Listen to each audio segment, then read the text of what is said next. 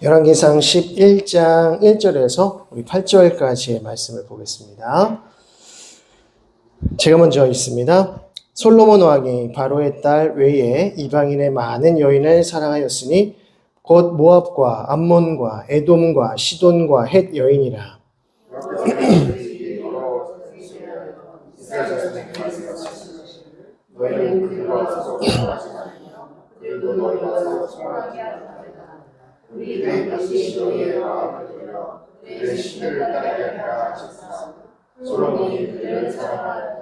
왕은 후궁이 700명이요 첩이 300명이라. 그의 여인들이 왕의 마음을 돌아서게 하였더라.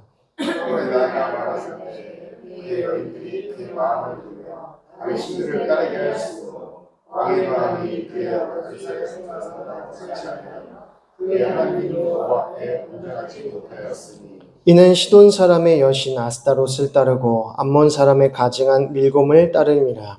솔로몬이 여호와의 눈앞에서 악을 행하며 그의 아버지 다윗의 여호와를 온전히 따르같이 따르지 아니하고 모압의 가증한 그모스를 위하여 예루살렘 앞 산에 산당을 지었고 또 암몬 자손의 가증한 몰록을 위하여 그와 같이 하였으며 그가 또 그의 이방 여인들을 위하여 다 그와 같이 한지라. 그들이 자기의 신들에게 분향하며 제사하였더라. 아멘. 예, 우리는 지난 시간까지 솔로몬의 사역에 대해서 우리가 살펴보았는데요. 특별히 솔로몬이 전성기를 구가하는 태평 성대의 장면들을 저희가 좀 다뤄보았습니다. 그래서 솔로몬이 그 아도니아와 경쟁 속에서 결국 승리하게 되고 왕위를 계승하게 되더라는 것이었고요.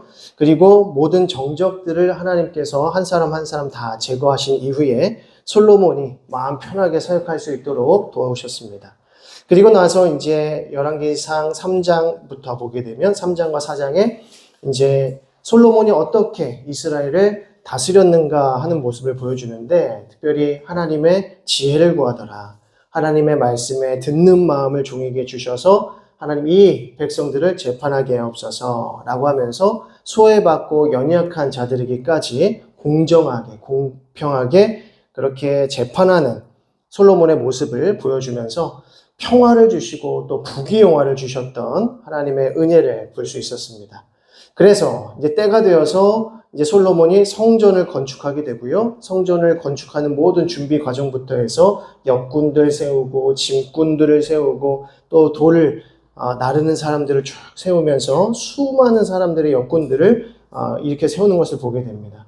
그리고 나서 이제 6장에서 7장에는 실제적으로 이제 건축 과정이 이제 제시가 되고요. 그리고 마지막에 이제 언약궤가 예루살렘 성전으로 들어가게 되는 장면.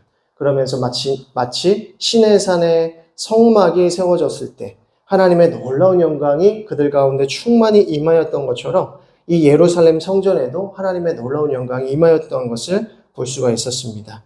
그러면서 솔로몬이 어떻게 기도합니까? 성전을 향해서 우리가 기도할 때 하나님 응답하여 주옵소서, 들으시옵소서 라고 기도를 하더라는 것이죠. 우리는 이 솔로몬의 기도를 통해서 성전은 곧 기도하는 곳이고 하나님과 영적으로 교제하는 곳이고 하나님께서 우리를 들으시는 곳이다 라는 것을 알 수가 있는 것이죠. 그래서 예수님께서 성전에 제 기능을 하지 못할 때에 하나님께서 이 성전을 뭐라고 하셨느냐, 이곳은 곧 만민이 기도하는 집이다 라고 하셨던 것처럼 성전은 하나님께 기도하고 하나님께서 들으시고 하나님께서 이스라엘 백성들에게 은혜를 베푸시는 곳이다 라는 것을 볼 수가 있었습니다. 그리고 나서 솔로몬이 백성들을 위해서 중보 기도하는 장면이 등장하고요. 그리고 솔로몬이 축복합니다. 그러면서 어떤 내용을 이제 이스라엘 백성들에게 강조하는가? 언약을 지키라. 하나님의 율법을 떠나지 말고 하나님의 말씀을 지키라 라고 하면서 총 14일간의 성전 봉헌식이 이제 다 마무리되어집니다. 그렇게 해서 이제 지난주까지의 내용을 좀 살펴보고요. 그리고 이제 변심의 과정, 열왕기상 9장에서부터 내용인데 이 부분까지 저희가 잠깐 지난주에 살폈던 것 같습니다.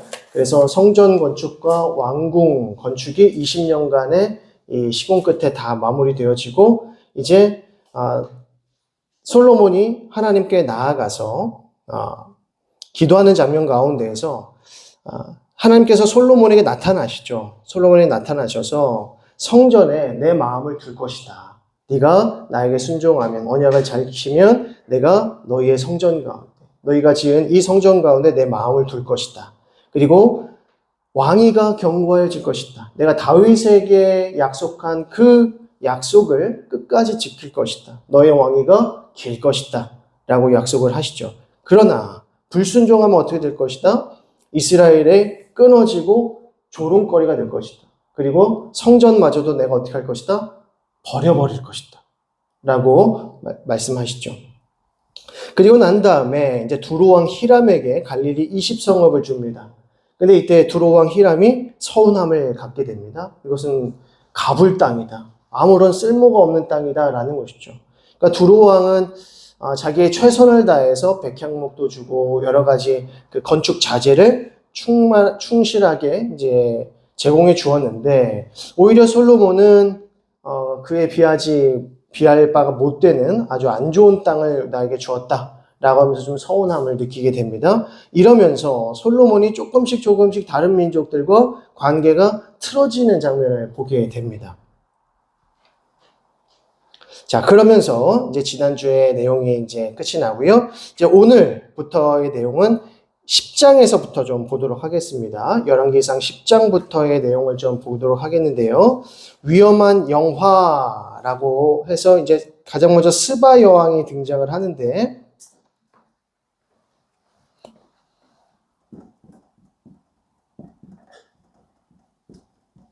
당시 이 스바라고 하는 곳이 어디였는가 살펴보니까 여기가 예멘 지역이라고 합니다. 예멘이 어딘지 아세요? 그 아라비아 반도, 그러니까 사우디아라비아가 있는 반도의 가장 밑에 있는 작은 나라가 예멘이라고 합니다. 예멘. 그래서 이 홍해 줄기를 쭉 보다가 쭉 밑으로 내려오면 붙어 있는 곳이 예멘입니다. 그래서 이 예멘에서 이스라엘까지 올라온다는 이 길이 꽤 멉니다. 꽤 먼데도 스바 여왕이 이 솔로몬의 지혜에 대한 소문을 듣고는 솔로몬을 만나기 위해서 찾아오는 것이죠. 그러면서 이제 스바 여왕이 찾아오는 장면이 이제 10장에서부터 등장을 하게 되는데, 1절 보겠습니다. 스바의 여왕이 여호와의 이름으로 말미암은 솔로몬의 명성을 듣고 와서 어려운 문제로 그를 시험하고자 하여. 그러니까 여기서 말은 시험하고자, 뭔가 이렇게 안 좋은 뉘앙스이지만 시험이라고 하는 것은 그러니까 알아보고 싶었던 겁니다. 솔로몬이 얼마나 지혜로운 사람인지를 좀 알아보고 싶었는데, 아니나 다를까 굉장히 지혜로운 답변을 내어주게 되죠. 그래서 6절 보시면 왕께 말하되 내가 내 나라에서 당신의 행위와 당신의 지혜에 대해 들은 소문이 사실이로다 라고 하면서 깜짝 놀라게 되고요. 8절에 복되도다 당신의 사람들이여, 복되도다 당신의 신하들이여, 항상 당신 앞에 서서 당신의 지혜를 들음이로다 라고 하죠. 그러면서 이제 솔로몬의 지혜를 찬양하고 높이는 장면이 등장을 합니다. 그러면서 9절에 당신의 하나님 여호와를 송축할지로다. 여호와께서 당신을 기뻐하사 이스라엘 왕위에 올리셨고 여호와께서 영원히 이스라엘을 사랑하심으로 당신을 세워 왕으로 삼아 정의와 공의를 행하게 하셨도다 하고 라고 하면서 많은 조공을 또 바치고 향품들도 바치면서 돌아가게 됩니다. 자, 이제 14절을 보게 되면 솔로몬의 세입금의 무게와 금 666달란트, 그 외에 또 상인들과 무역하는 객상과 아라비아의 모든 왕들과 나라의 고관들에게서도 가져온지라. 솔로몬 왕이 쳐서 느린 금으로 큰 방패 200개를 만들었으니 매 방패에 든 금이 600세겔이다 라고 하죠. 금방패를 200개나 만들 정도로. 또 18절을 보면 왕이 또 상아로 큰 보좌를 만들고 정금으로 입혔더니 코끼리가 몇 마리나 죽었겠습니까? 그렇죠? 그리고 21절을 보면 솔로몬 왕이 마시는 그릇은 다 금이요 레바논 나무궁의 그릇들도 다 정금이라 은 기물이 없으니 솔로몬의 시대에 은을 귀히 여기지 아니함은. 그러니까 은까지도 그렇게 귀한 그 부속품이 아니었다는 것입니다. 그러니까 그냥 오로지 금. 그러니까 그의 솔로몬의 이 부귀영화가 얼마나 크고 놀라웠는지를 지금 계속해서 보여주고 있는 장면들이죠. 그리고 23절을 보시면 솔로몬 왕의 재산과 지혜가 세상의 그 어느 왕보다 컸다라고 하죠. 그리고 26절부터 보면 솔로몬이 병거와 마병을 모으매 병거가 1400대요 마병이 12,000명이라 병거성에도 두고 예루살렘 왕에게도 두었다라고 하고요. 그리고 평지에는 백향목들이 뽕나무처럼 많이 있었다라고 말합니다. 그리고 29절에 애굽에서 들여온 병거는 한 대에 은 600세겔이고 말은 한 필에 150세겔. 이와 같이 햇사람의 모든 왕과 아람 왕들에게 그것들을 되팔기도 하였다라고 합니다. 자, 여기서 병거를 어디서 들여왔다고 합니까? 말과 병거를 애굽에서 들여왔다 이렇게 얘기를 하고 있습니다. 그러니까 어마어마한 양의 그러니까 무기죠. 이제 이 무기들을 그렇게 사올 정도로 굉장히 부귀영화를 넘쳤다는 것입니다. 자, 그러면서 11장을 넘어가게 되면 어떤 내용들이 등장합니까? 11장에서는 이제 여인들이 많았다, 아내들이 많았다라고 하는 것이죠.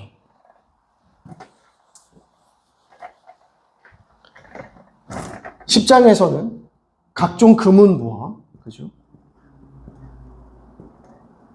그리고 마병과 병거가 많았다. 굉장히 많았다. 근데 이것을 어디서 가져왔다고요? 애굽에서 가져왔다. 그리고 11장에서부터는 아내들을 많이 두었다. 아내와 후궁과 첩들을 많이 두었다. 몇 명입니까? 1000명. 네, 1000명. 근데 물론 이 1000명의 이 여인들을 다 아내로 맞이했다기보다는 이제 정략 결혼인 경우가 굉장히 많습니다. 그래서 솔로몬과 다윗에서 솔로몬 왕국으로 넘어올 때 워낙 막강한 군사력, 지금 벌써 마병이나 병거가 어마어마했다고 하지 않습니까?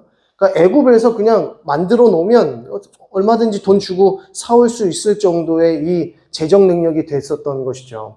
그러니까 어마어마한 이 군사력도 가지고 있었기 때문에 그때 당시에 주위에 있는 국가들이 얼마나 이 이스라엘 왕국을 무서워했겠습니까? 두려워했겠습니까? 그래서 이제 자기 딸을 주는 겁니다. 그 주변에 있는 모든 왕국들이 자기 딸을 이제 아내로 삼아달라고 요청하는 거죠. 그럼에도 불구하고 본문 2절은 뭐라고 말씀하냐면 여호와께서 일찍이 이 여러 백성에 대하여 이스라엘 자손에게 말씀하시기를 너희는 그들과 서로 통혼하지 말고 그들도 너희와 서로 통혼하게 하지 말라. 그들이 반드시 너희에게 마음을 돌려 그들의 신들을 따르게 하리라 하였으나 솔로몬이 그들을 사랑하였다 이렇게 말합니다. 그러니까 이 여인들을 다 사랑하였다라는 말도 되겠지만 여인을 많이 두는 일 자체를 사랑한 것일 수 있습니다. 그런데 이렇게 많이 여인들을 두고 하는 것이 결국 무엇 때문에 솔로몬이 이렇게 한 것일까요? 부국강병한 것이죠. 부국강병한 것입니다. 어마어마한 나라와 권세와 명예를 갖게 되는 것이죠. 스바의 여인까지 저기 있는 예멘이라고 하는 나라에서부터 올라와서 그 지혜를 듣고자 할 정도로 이 솔로몬의 지혜와 이 나라의 영광이 어마어마했다는 것입니다. 지금 이제 이번에 우리 권사님들 모시고 창덕궁 갔다 오지 않았습니까? 창덕궁, 창경궁 갔다 와서 또 종로도 이렇게 가서 식사도 좀 하고 이렇게 왔는데 만나본 한국 사람보다 외국 사람이 더 많아요. 창덕궁도 이제는 외국 사람이 훨씬 많습니다. 다 한복 입고 다니고, 왜냐면 외국 사람들은 우리나라 이제 그 한복 입는 거 좋아하니까 그렇게 해서 대부분 이제 한복을 입고 다니는 거예요. 그러니까 한국 사람 찾아보기가 이제는 쉽지 않습니다. 하물며 이제 뭐 중국인들이나 이렇게 동남아시아 국가들보다 이제는 유럽에 있는 진짜 흑인들도 오시고 그리고 백인분들도 오시고 이렇게 온단 말이죠. 그러니까 우리나라가 진짜 많이 이 관광이나 여러 가지 여행지로서의 그 면모가 굉장히 높아졌구나 이런 생각을 하게 됩니다. 그만큼 이제 치안도 좋고 또 먹고 이제 숙박시설 하는 거 너무 좋으니까 이 환경이 너무 좋으니까 그러니까 많이들 찾아올 수가 있는 것이죠. 마찬가지로 이때에 솔로몬 왕 시대에 이 사람들이 수많은 사람들이 이제 솔로몬의 이 영광을 보기 위해서, 이 명예를 보기 위해서 찾아왔었다는 것이죠. 수많은 금과 은과 보물들을 가지고 오면서 조공으로 바치면서 이 영광을 보고 싶었던 것입니다. 그러니까 얼마나 위대했던가.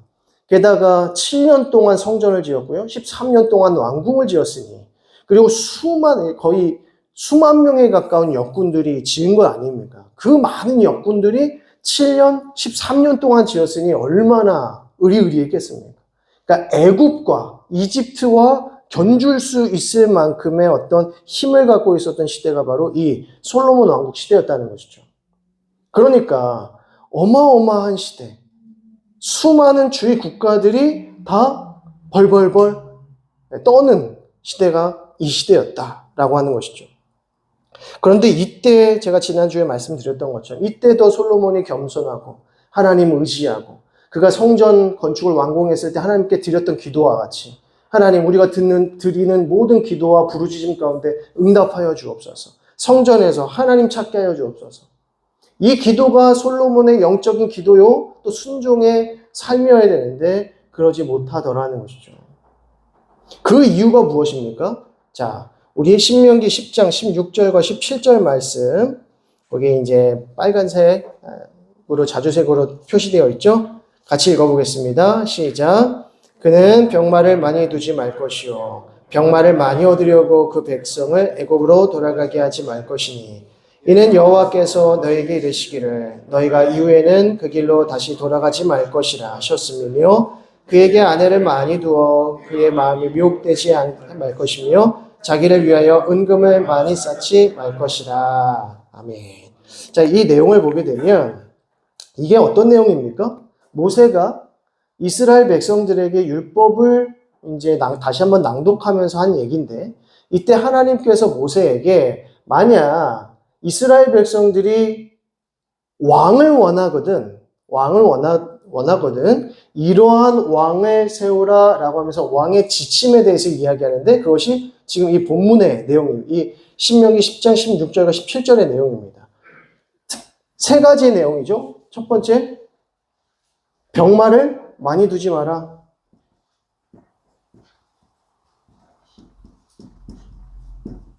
특히 병마를 많이 두려고 어디로 가지 마라? 애굽으로 가지 마라. 둘째, 뭐 하지 마라? 아내를 많이 두지 말라.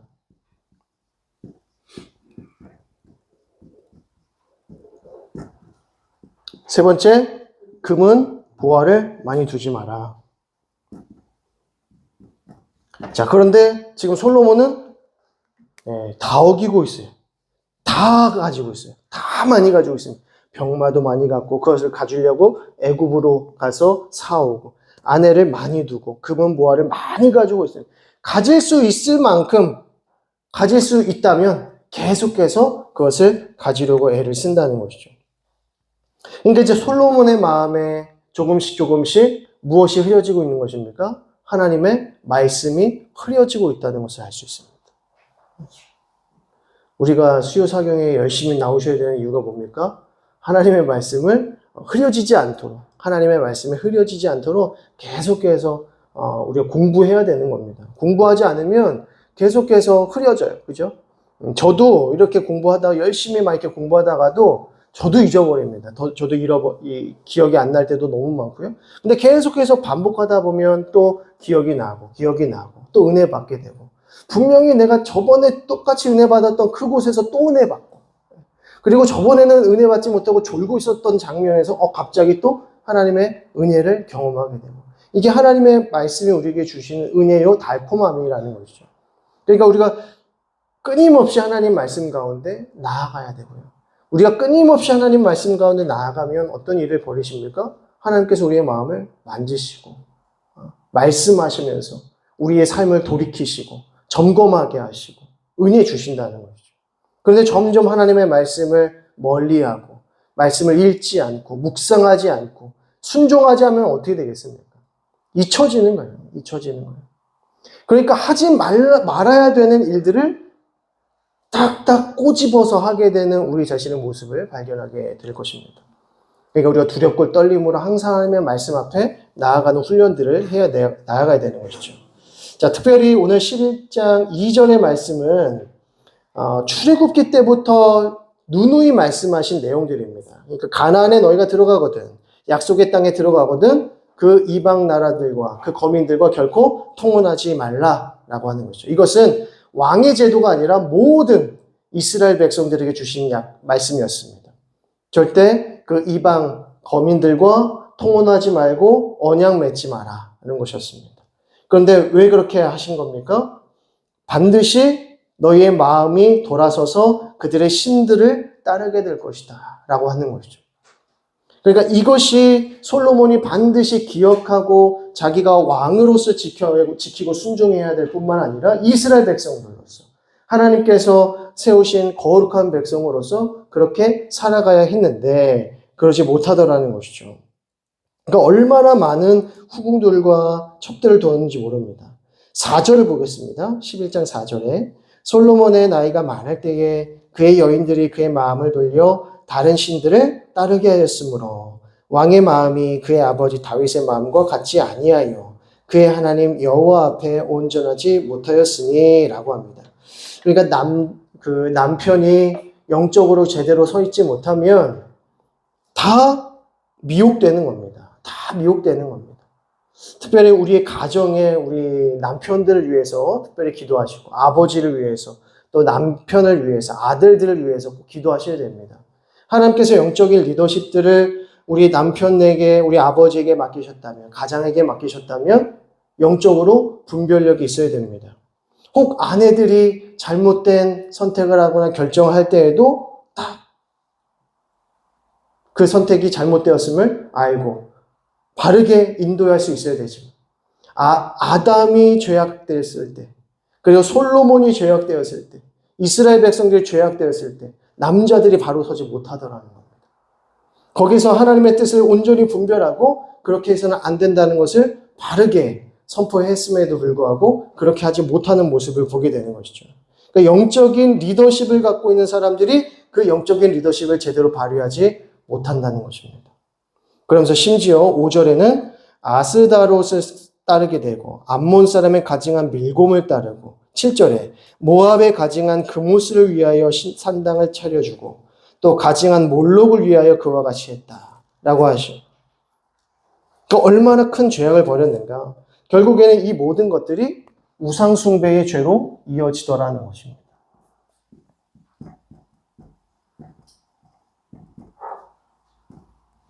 우상숭배의 죄로 이어지니까 하나님께서 가만히 내버려 두시겠습니까? 하나님께서 결코 가만히 내버려 두시 않으시죠. 그래서 어떻게 하시는가? 경고를 하십니다. 경고를 하시는데 그 내용이 이제 배교와 대적들이라고 해서 이제 11장의 내용이 되는 것이죠.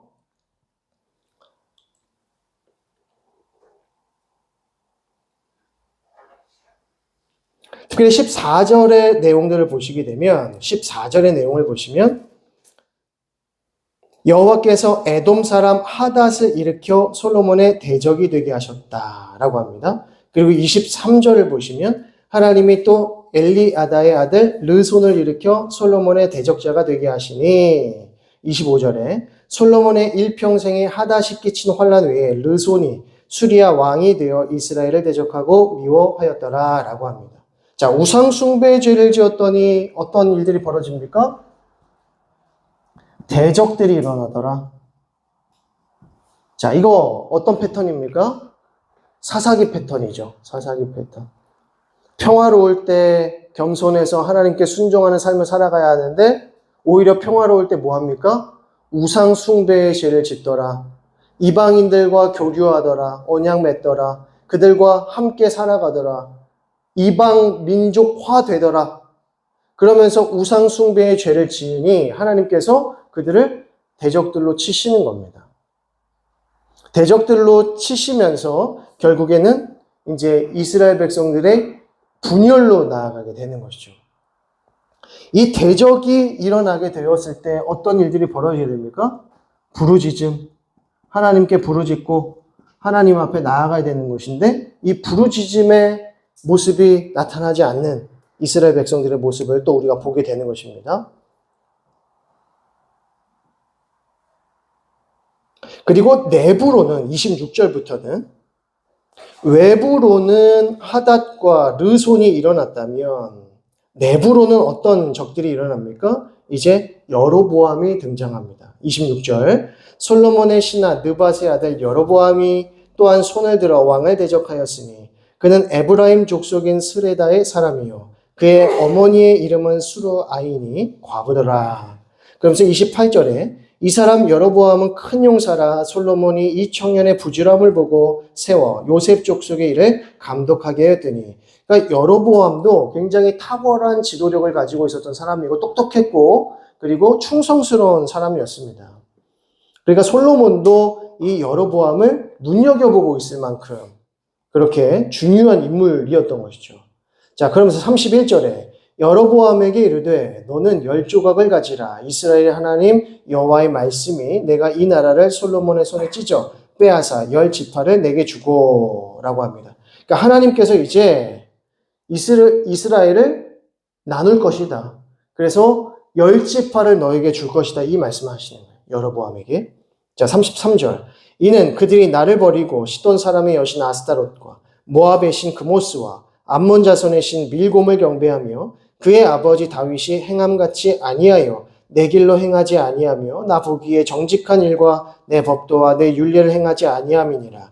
그러나 내가 택한 내 종 다윗이 내 명령과 내 법도를 지켰으므로 내가 그를 위하여 솔로몬의 생전에는 온 나라를 그의 손에서 빼앗지 않을 것이다 라고 약속을 하십니다. 그러니까 솔로몬의 그 죄악을 솔로몬에게 묻지 않는다. 그 이유는 다윗에게 약속한 그 언약을 지키기 위함이다. 그러면 솔로몬의 이 죄에 대한 이 벌을 누구에게 줍니까? 르호보암을 통해서 받게 됩니다. 자, 그러면서 이제 솔로몬에게 주어진 이 영광이 계속해서 쇠락되어져 가는 모습을 우리 보게 되는 것이죠.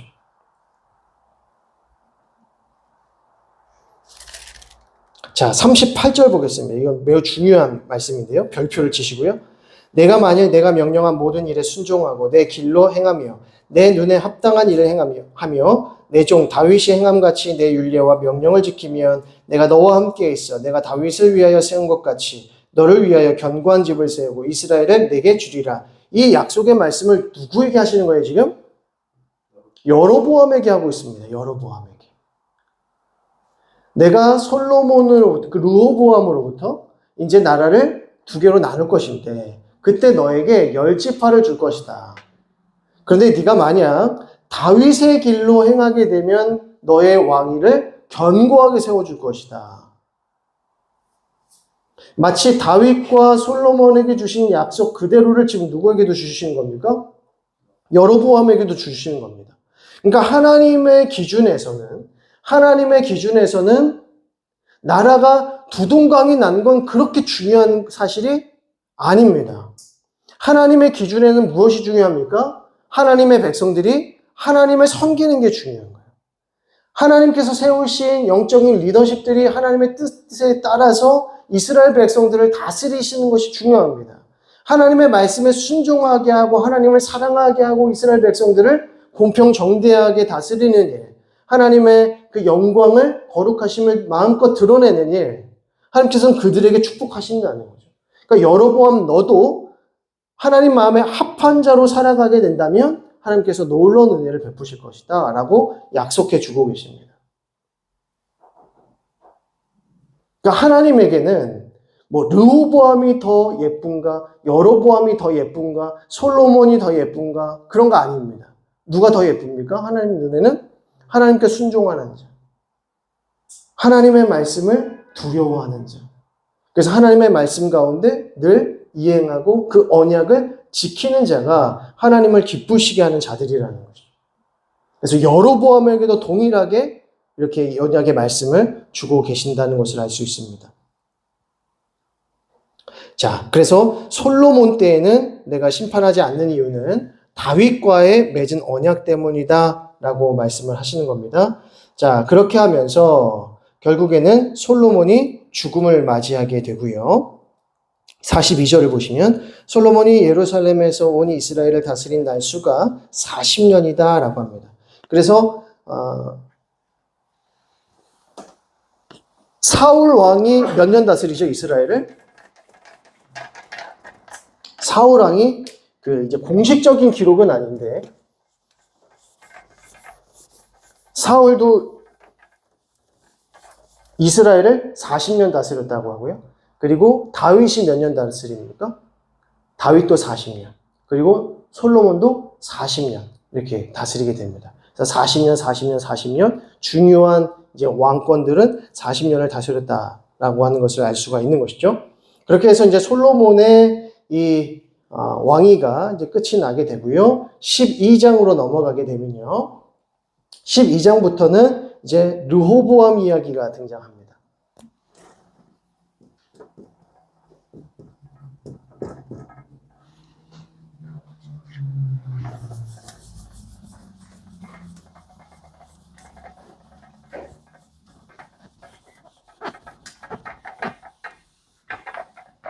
르호보암 다음엔 여로보암 이야기가 이렇게 등장하죠. 오늘은 르호보암과 여로보암만 잘 공부하고 돌아가시면 목적을 달성하고 가시는 겁니다. 자, 먼저 르호보암 스토리를 좀 보시게 되면 르호보암 때에 이제 이스라엘이 북이스라엘과 남유다로 나뉘게 됩니다. 그래서 제일 먼저 12장 1절 보면 르호보암이 세겜으로 갔으니 이는 온 이스라엘이 그를 왕으로 삼고자 하여 세겜에 이르렀음이더라 라고 합니다. 그러니까 온 이스라엘이라고 하면 유다만이 아니라 유다를 포함한 10지파들. 10지파들에게 가장 리더십을 발휘하던 지파가 에브라임 지파죠. 그러니까 북으로는 이 에브라임 지파가, 그 남쪽으로는 유다 지파가 리더십을 갖고 있는 지파들입니다. 그래서 이 세겜 땅은 하나님께서 누구에게 주신 땅이에요? 여호수아에게 주신 땅이죠. 그리고 갈렙에게 주신 땅. 갈렙은 유다 지파였습니다. 유다 지파인 갈렙에게는 무엇을 주십니까? 헤브론을 주시죠. 그래서 헤브론과 북쪽으로 세겜이 가장 중요한 지역이에요. 영적으로. 그래서 세겜으로 이스라엘 지파들이 다 모였다는 것은 에브라임 지파를 중심으로 한 10개의 지파들과 남유다 지파들이 함께 그곳에 모였다는 겁니다. 왜냐하면 이제 솔로몬이 죽었기 때문에 그 다음 왕위를 이제 르호보암을 통해서 세우고자 했던 것이죠. 그래서 르호보암이 이제 세겜으로 올라갔습니다. 그러면서 2절에 느밧의 아들 여로보암이 전에 솔로몬 왕의 얼굴을 피하여 애굽으로 도망하여 있었더니 이제 그 소문을 듣고 여전히 애굽에 있는 중에 4절에 왕의 아버지가 우리의 멍에를 무겁게 하였으나 왕은 이제 왕의 아버지가 우리에게 시킨 고역과 매운 무거운 멍에를 가볍게 하소서. 그리하시면 우리가 왕을 섬기겠나이다 라고 합니다. 자, 그러니까 10지파들, 그러니까 이스라엘 지파들과 그리고 여로보암이 함께 누구에게 찾아갑니까? 르호보암에게 찾아갑니다. 르호보암을 이제 왕으로 세우기 위해서 찾아가서 대신에 왕으로 이제 모시겠으니 대신에 솔로몬 때에 이 중에 썼던 이 노역을 이제 조금 덜어주십시오. 저희가 너무 힘듭니다. 이렇게 한 겁니다. 그랬더니 르호보암이 듣고는 그래, 그러면 3일간만 좀 기다려달라. 내가 잘 이렇게 해가지고 결정 내려서 너에게 전해줄 테니까 3일만 기다려라 라고 하면서 이제 먼저 이제 6절을 보시면 6절에 노인들과 의논했다라고 합니다. 이제 장로들이죠. 원로들을 만나서 어떻게 할까요? 지금 이 상황을 어떻게 하면 좋겠습니까? 그랬더니 그 노역들을 좀 과중해서 노역들을 좀 덜어줍시다. 그럼 그들이 르호보암 왕을, 젊은 왕을 왕으로 잘 모실 겁니다. 근데 이 르호보암이 또 누구의 말을 들어요? 8절을 보면 왕이 노인들이 자문하는 것을 버리고 자기 앞에 모셔있는 자기와 함께 자라는 어린 사람들과 의논하여 라고 합니다. 그래서 내가 이들의 멍에를 가볍게 하랴 라고 했더니 10절에 함께 자라난 소년들이 왕께 아뢰어 이르되 이 백성들이 왕께 아뢰기를 왕의 부친이 우리의 멍에를 무겁게 하였으나 왕은 우리를 위하여 가볍게 하라 하였은즉 왕은 대답하기를 내 새끼손가락이 내 아버지의 허리보다 굵으니 내 아버지께서 너희에게 무거운 멍에를 매게 하였으나 이제 나는 너희의 멍에를 더욱 무겁게 할지라. 내 아버지는 채찍으로 너희를 징계하였으나 나는 전갈 채찍으로 너희를 징계하리라 하소서라고 합니다. 자, 그리고 이 내용을 그대로 그 여로보암과 이스라엘 백성들에게 말하더라는 것이죠. 14절에 어린 사람들의 자문을 따라 그들에게 말하 이르되 내 아버지는 너희의 멍에를 무겁게 했으나 나는 너희의 멍에를 더욱 무겁게 할지라. 내 아버지는 채찍으로 너희를 징계하였으나 나는 정갈 채찍으로 너희를 징치하리라 하니라. 왕이 이같이 백성의 말을 듣지 아니하였으니 이 일은 여호와께로 말미암아 난 것이라. 여호와께서 전에 실로 사람 아히야로 느밧의 아들 여로보암에게 하신 말씀을 이루게 하심이더라 라고 하죠. 르호보암이 어린 사람들의 말을 듣고 오히려 더 노역을 가중시키리라, 너희들의 이 세금을 더 가중시키리라 이렇게 말하는 거예요. 르호보암에게는 무엇을 찾아볼 수 없습니까? 자비와 지혜를 찾아볼 수 없죠. 솔로몬에게 있었던 그 지혜를 지금 르호보암에게는 찾아볼 수가 없습니다. 누구의 말에 귀를 기울여야 할지 알지 못합니다. 만약 르호보암에게 지혜가 있었다면 르호보암은 누구의 말을 들었을까요? 하나님의 말씀을 들었겠죠. 하나님께 나아가서 기도했을 겁니다. 그것이 지혜니까요. 하나님께 듣는 마음을 달라고 기도했을 겁니다. 그런데 르호보암은 그렇게 하잖아요. 사람들의 말에 귀를 기울입니다. 그리고 자기 친구들의 말, 가장 어리석은 자들의 말에 귀를 기울이더라는 것이죠. 자, 그런데 그렇게 한 이유가 뭡니까? 하나님께서 그 일을 그렇게 하게 하셨다. 그러면서 여로보암에게 하신 그 말씀을 이루게 하십니다. 라고 하는 것입니다. 그러니까 하나님께서는 이미 뜻하신 바가 있는 겁니다. 르호보암이 그렇게 하실 줄 다 알고 있었습니다. 르호보암의 성품과 르호보암은 하나님의 뜻을 구하는 자가 아니라는 걸 알고 계셨기 때문에 여로보암에게도 미리 말씀하신 것이고, 자, 그러면서 17절을 보시면 그러나 유다 성읍들에 사는 이스라엘 자손에게는 르호보암이 그들의 왕이 되었더라. 르호보암 왕이 역군의 감독 아도람을 보냈더니 온 이스라엘이 그를 돌로 쳐 죽인지라. 르호보암 왕이 급히 수레에 올라 예루살렘으로 도망하였더라 라고 합니다. 무슨 말입니까? 이제 이스라엘 백성들의 마음이 완전히 르호보암에서 돌아선 거예요. 그래서 르호보암이 그들에게 이제 지휘관을 한 명 보냈는데 그 지휘관을 바로 쳐 죽입니다. 그 사실을 알고 르호보암이 어떻게 합니까? 도망칩니다. 그러면서 이제 나라가 지금 두동강이 나게 생긴 것이죠. 그러면서 19절에 이에 이스라엘이 다윗의 집을 배반하여 오늘까지 이르렀더라. 온 이스라엘이 여로보암이 돌아왔다 함을 듣고 사람을 보내 그를 공회로 청하여 온 이스라엘의 왕으로 삼았으니 유다 지파 외에는 다윗의 집을 따르는 자가 없으니라 라고 합니다. 21절을 보시면 르호보암이 예루살렘에 이르러 유다 온 족속과 베냐민 지파를 모으니 택한 용사가 18만 명이라 라고 합니다. 그러니까 르호보암이 유다로 내려왔습니다. 그러니까 유다와 함께 싸운 사람들이 누굽니까? 베냐민 지파예요. 그러니까 유다 지파 한 지파만 싸운 것이 아니라 유다 지파와 베냐민 지파가 한 이 지파입니다. 베냐민 지파는 이미 그 지파로서의 그 영향력을 사실은 상실합니다. 그래서 사무엘 상으로 들어오기 전부터 베냐민 지파가 크게 이제 도륙을 당합니다. 이스라엘 전 백성들로부터 도륙을 당하는 일이 있었기 때문에 베냐민 지파가 굉장히 크게 상실됩니다. 그러면서 유다 지파에 속한 하나의 지파가 되는 것이고요. 나머지 10지파는 에브라임을 중심으로 해서 북이스라엘을 이루게 되는 것이죠. 이들이 지금 베냐민 지파와 온 유다 족속이 함께 집결해서 18명의 용사들이 나타났다는 것은 무엇을 말합니까? 북이스라엘과 뭐 하겠다? 전쟁을 치르겠다라는 것이죠.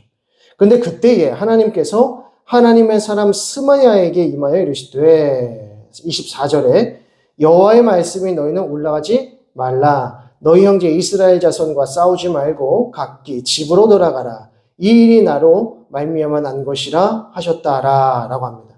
스마야 선지자를 보내셔서 싸우지 말라. 이 모든 일은 하나님께서 행하신 일이다 라고 하는 것이죠. 이렇게 해서 결국에는 남유다는 르호보암이, 북이스라엘은 여로보암이 이제 통치하게 되는 것입니다. 자, 그런데 25절부터 바로 본격적으로 어떤 일이 일어나냐면 여로보암의 죄에 대해서 말씀하시죠. 여로보암이 어떤 죄를 지었는지 세 가지로 나타나는데요.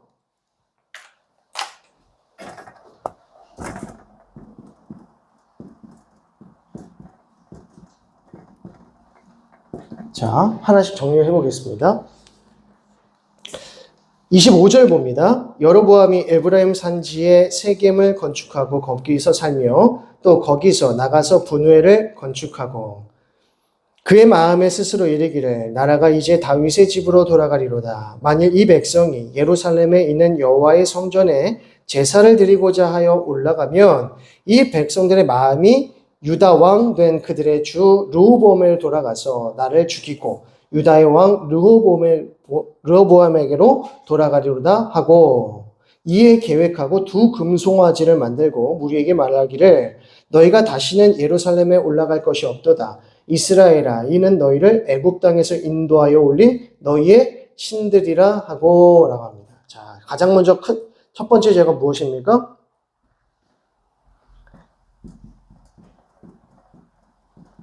예루살렘이 아닌 베델과 단에 금송아지를 한 마리씩 둔 거죠. 그래서 두 마리를 둔 겁니다. 자, 그리고 29절에 하나는 베델에 두고 하나는 단에 둔지라. 이 일이 죄가 되었으니 이는 백성들이 단까지 가서 그 하나에게 경배함이더라. 그가 또 산당들을 짓고 레위 자손이 아닌 보통 백성으로 제사장을 삼고 아론의 지파가 아니라 누구로 제사장을 삼습니까? 누구나 제사장이 될 수 있다. 그래서 이제 이후에 보면 자원하는 자 누구든지 제사장이 될 수 있게 합니다. 그러면서 32절에 여덟째 달 곧 그 달 15째 날로 절기를 정하여 유다의 절기와 비슷하게 하고 제단에 올라가되 베델에서 그와 같이 행하여 그가 만든 송아지에게 제사를 드렸으며 그가 지은 산당의 제사장을 베델에서 세웠더라. 그가 자기 마음대로 정한 달 곧 여덟째 달 15째 날로 이스라엘 자손을 위하여 절기로 정하고 베델에 쌓은 제단에 올라가서 분향하였더라. 한 가지 더 죄는 무엇입니까? 절기를 자기 마음대로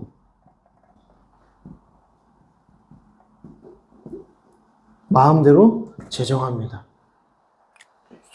자, 이것이 여로보암의 죄입니다. 여로보암의 죄는 예루살렘 성전 대신에 베델과 단에 금송아지를 둔 것입니다. 왜 예루살렘에 가면 안 됩니까?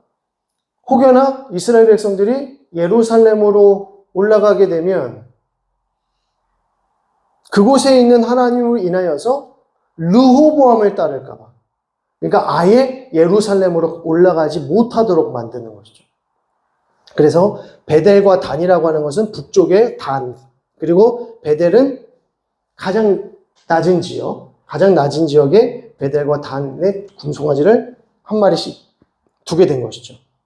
그러면서 여기서 28절을 다시 한번 보면 이스라엘아 이는 너희를 애굽 땅에서 인도하여 올린 너희의 신들이라 라고 합니다. 신들이라고 하죠. 이 금송아지를 가지고 신들이라고 합니다. 이게 누구의 죄입니까? 아론의 금송아지 때와 똑같은 모습입니다. 똑같은 모습입니다. 그러니까 하나님께서 우리를 구원하셨는데 우리를 구원하신 하나님이 누구냐? 그것이 금송아지의 모습으로 만든 것이죠. 근데 이것이 하나님께 얼마나 큰 죄악이 되었습니까? 이것이 얼마나 큰 음란한 죄였습니까? 금송아지를 보면서 하나님이시다라고 하는 것이 하나님께서 가장 가증하게 여기시는 겁니다. 왜 그럴까요? 하나님은 영이시기 때문에 우리 눈에 보이지 않으십니다. 그러니까 우리가 이것이 하나님이다. 사람이 이것이 하나님이고 이런 분이 하나님이다라고 만들어낼 수 없습니다. 이건 뭡니까? 인본주의예요. 인본주의는 사람이 만드는 거예요. 신앙과 기독교조차 사람이 디자인하고 사람이 만들어내고 우리가 드리는 예배가 사람 중심으로 만들어지면 이게 뭡니까? 금송아지 만드는 일이에요. 하나님은 우리 눈에 보이시지 않습니다. 특히 가시적인 형상으로 나타나지 않습니다. 다만 우리에게 어떻게 계시하시죠? 오직 말씀으로 계시하죠. 말씀으로만. 그러니까 우리는 하나님을 어떻게 알 수 있습니까? 이것이 하나님이다. 이런 분이 하나님이다. 내가 좋아하는, 이런 분이 하나님이시지. 하나님은 이러셔야 돼. 라고 하는 하나님의 하나님 되심을 우리가 정하는 것이 아니라 하나님의 하나님 되심을 하나님께서 직접 우리에게 말씀하시고 계시하시는 거예요. 우리는 그 계시의 말씀에 아멘하고 순종하는 거죠.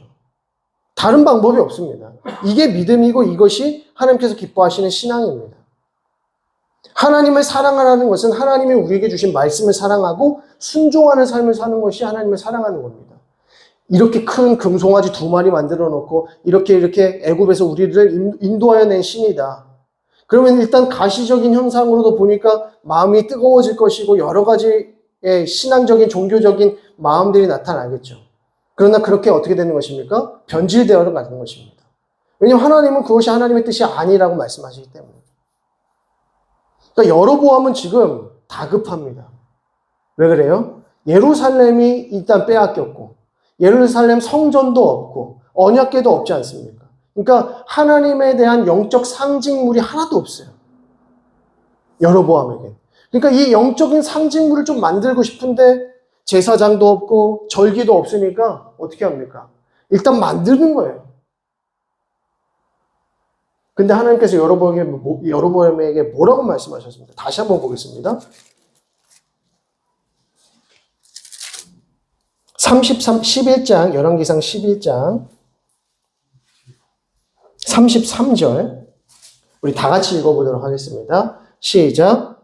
이는 그들이 나를 버리고 시돈 사람의 여신 아스타롯을 모압의 신 그모스와 암몬 자손의 신 밀곰을 경배하며 그의 아버지 다윗이 행함같이 아니하며 내 길로 행하지 아니하며 나보기에 정직한 일과 내 법도와 내 율례를 행하지 아니함이니라.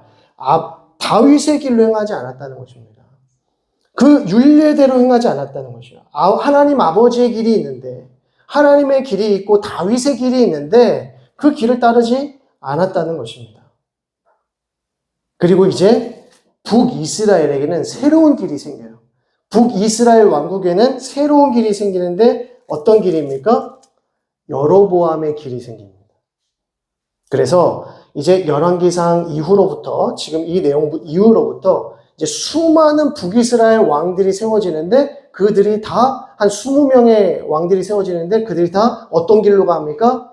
여로보암의 길로 행하더라. 그 중에 아합 왕은 여로보암의 길을 이거 좀 약하다. 이 길은 좀 약하다. 조금 더 악독한 길을 만들리라 해서 나타나는 게 이제 아합 왕이에요. 그러니까 아합 왕이 생기면서 엘리야 선지자가 이제 등장을 하는 겁니다. 그러니까 위대한 선지자는 위대한 악독한 왕의 시대에 나타나는 거죠. 근데 하나님 마음에 합한 왕이 있을 때는 선지자들이 그렇게 탁월한 선지자가 있을 필요가 없어요. 그러니까 아합 왕이 등장할 때 위대한 선지자도 등장하게 되는 것이죠. 그러니까 여로보암의 길이 생긴 것입니다. 철저하게 하나님을 대적하고 하나님께서 기뻐하시지 않는 길로 나아가고 모든 것을 자기 자신의 임의대로 만들어버리는 거죠. 그러니까 이거 너무나도 위험한 일입니다.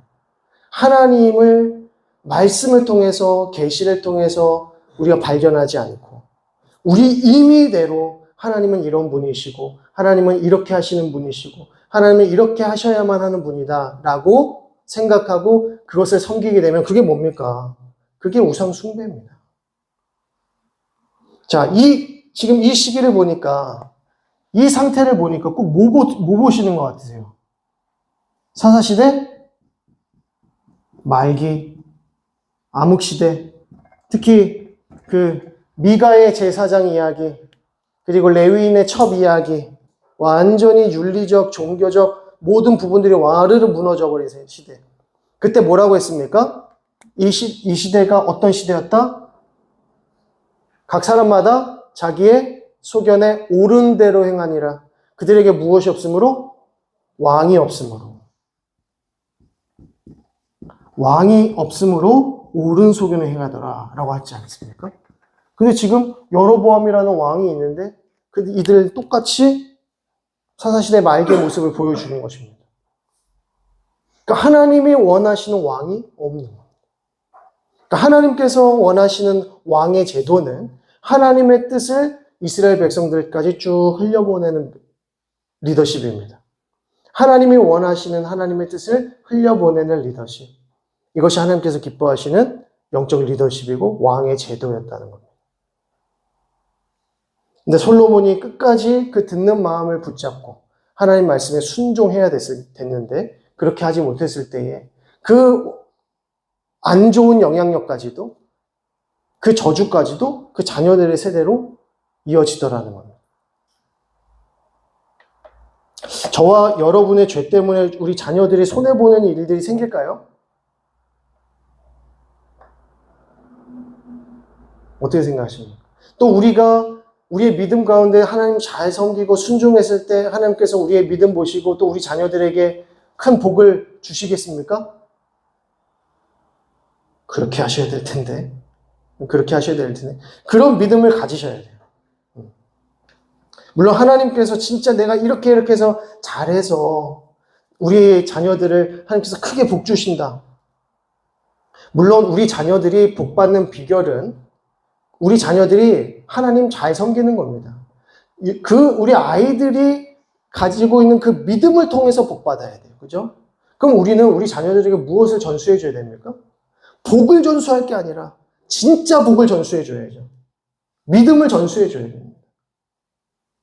다윗이 가지고 있는 믿음을 솔로몬이 갖고, 솔로몬이 가지고 있던 믿음을 르호보암이 갖고, 르호보암이 갖고 있었던 그 믿음을 그 다음 세대들에게 나눠줄 때 하나님께서는 그 복을 그들에게 각자에게 다 부어주실 뿐만 아니라 계속해서 하나님의 은혜를 흘려보내시는 거죠. 근데 여로보암이 헛된 길로 가니까 그 길을 그 다음 왕이 그대로 답습해요. 물론 이 북이스라엘 가운데 여로보암 그 다음에 아들은 좀 의로운 길로 갔으면 좋았겠지만 안타깝게도 20명의 왕 중에 단 한 명도 선한 왕이 없었습니다. 그러니까 우리가 하나님 앞에 얼마나 두렵고 떨리는 마음으로 하나님을 섬겨야 되는가. 물론 우리가 예수 그리스도를 믿는 믿음 가운데에서 우리가 구원받고 또 우리 자녀들에게도 그 복이 흘러갈 줄로 믿지만 우리가 두려운 마음이 있어야 된다. 그래서 우리 자녀들을 위해서 기도하고 또 우리 자녀들이 나의 믿음보다 더 탁월한 믿음 가지고 하나님 섬기면 얼마나 좋을까. 그죠? 우리 경신교회를 우리보다 더 잘 섬기면 얼마나 좋을까. 라고 하는 믿음이 있어야 된다는 거죠. 자, 여기까지 보도록 하겠습니다. 제가 기도하고 마무리하도록 하겠습니다. 하나님 아버지 은혜와 사랑을 감사드립니다. 솔로몬의 말년을 지켜보면서 하나님 참으로 안타까운 마음들이 우리 가운데 있습니다. 하나님의 그 은혜 가운데 또 하나님의 말씀 가운데 듣는 마음 가지고 지혜 가지고 살았으면 참으로 좋았을 텐데 하나님 그가 완악하여서 교만하여서 하나님의 뜻을 잊어버리고 하나님 불의한 길로 나아갔음을 보게 됩니다. 혹 우리가 그러한 길을 답습하지 않도록 늘 깨어 있도록 인도하여 주시고 무엇보다 말씀 가운데 가까이 나아갈 수 있도록 인도하시며 말씀을 통하여 하나님 만나게 하시고 말씀을 통해 하나님의 뜻을 분별하며 하나님의 하나님 되심을 온전히 경험할 수 있도록 인도하여 주옵소서. 우리 생각과 우리의 욕망과 우리의 야심으로 하나님의 하나님 되심을 만들어내지 않도록 인도하시고 우상 숭배하지 않도록 인도하시고 하나님을 순수하게 사랑하며 하나님의 말씀을 따르는 믿음의 종들 다 되어질 수 있도록 인도하여 주옵소서. 사랑하는 우리 자녀들에게 믿음을 전수하기를 원합니다. 하나님의 말씀을 전수하기를 원합니다. 하나님, 우리 자녀들이 우리 세대보다 하나님 더 잘 섬기게 하시고 더 큰 복 받게 하시고 우리 경신교회를 더욱 아름답게 세워나가는 귀하고 복된 역사 임하게 하여 주옵소서. 하나님 가는 발걸음도 지켜주시고 또 우리가 다시 모일 때까지 건강으로 지켜보아여 주옵소서. 감사드리며 예수 그리스도의 이름으로 기도드립니다. 아멘. 하늘에 계신 우리 아버지여 이름이 거룩히 여김을 받으시오며 나라의 임하옵시며 뜻이 하늘에서 이룬 것 같이 땅에서도 이루어지이다. 오늘날 우리에게 일용할 양식을 주옵시고 우리가 우리에게 죄 지은 자를 사하여 준 것 같이 우리 죄를 사하여 주옵시고 우리를 시험에 들게 하지 마옵시고 다만 악에서 구하옵소서. 대개 나라와 권세와 영광이 아버지께 영원히 있사옵나이다. 아멘. 우리 옆에 분들에게 인사하시겠습니다. 수고하셨습니다. 감사합니다.